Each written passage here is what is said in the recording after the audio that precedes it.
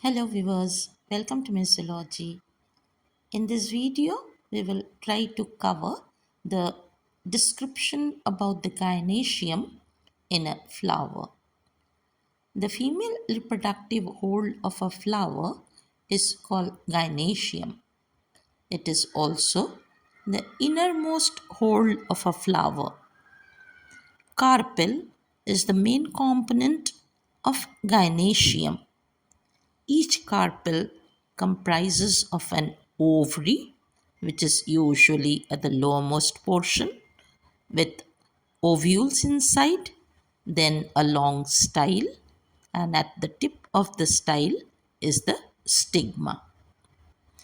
Pistil refers to the female reproductive organs which it is made of. It could be made of one carpel or more carpels. So these carpels can be single or many.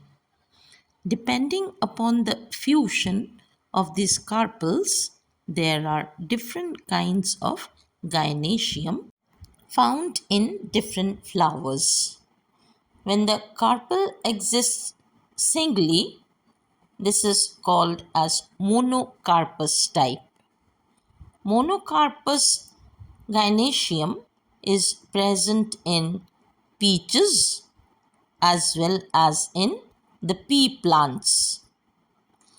When the number of carpels are more than one, they may either remain free or get fused together to form a group. In case of free carpels, it is called the apocarpous type. This apocarpous condition is found in the flowers of lotus and roses as well. In another case, where there are large number of carpels, but these are fused together, such a condition is called syncarpous type. Syncarpous condition is present in tomatoes, mango, coconut, etc. The next category is dependent upon the insertion of the sepals, petals, and the stamens with respect to the gynoecium, or we may say the insertion of calyx, corolla, and androecium with respect to gynoecium. Here we find three different category of flowers. A flower is said to be hypogynous if the calyx, corolla, and the androecium, or the sepals, petals, and the stamens are inserted below the ovary. In this case, the gynoecium is on the top of the flower. The examples of hypogynous flowers are China rose, mustard, brinjal, etc. The second category is the perigynous flowers. In perigynous condition, a floral tube is formed. This floral tube is called hypanthium, which is attached to the receptacle below the gynoecium and surrounds the ovary. The ovary is superior in this case as well. The gynoecium is in the center and other parts are located in the rim of the thalamus. A good example of the perigynous kind of flower is plum. The last of the kind, according to insertion of the floral parts, are the epigynous flowers. If the sepals, petals, and the stamens arise from the top of the ovary or from a hypanthium inserted above the ovary, it is called the epigynous type. The ovary is inferior in this case.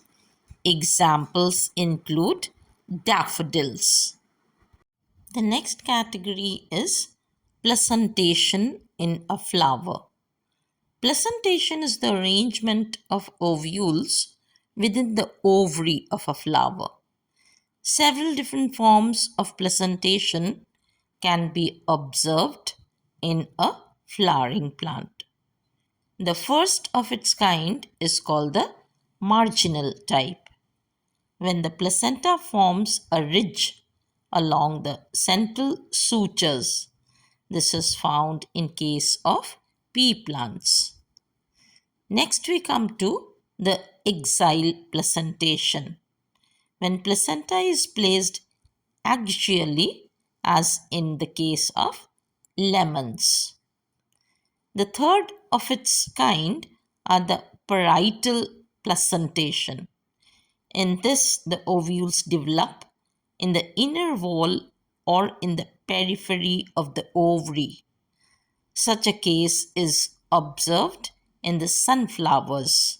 So, sunflowers exhibit parietal placentation. The fourth variety is the free central type, when ovules are borne on the central axis. Examples include primroses. The last of its kind in placentation is the basal type. A single ovule is attached to the placenta and it is placed at the base of the ovary. Such placentation is observed in marigold flowers. With all these, it is also essential to have an idea about the placenta in flowers. So, placenta is a tissue that attaches the ovules to the wall of the ovary, whereas placentation is the manner in which the ovules are arranged or attached to the wall of the ovary. Ovules turn into seeds in the mature fruit or what is called as the transformed ovary. Their different arrangements can be seen in different fruits such as those of peas, tomatoes, mangoes, lotus, etc. And these fruits are indeed the mature ovaries of a flower. In the next video, we'll cover inflorescence with its major types. I hope you liked my video. If you indeed liked it, do not forget to share it with your friends and subscribe to my channel if you still haven't done so. In case of any concerns, you may always post your queries in the comment box below. It will be attended soon and responded properly. Thank you for watching. Please do like, share and subscribe to my channel.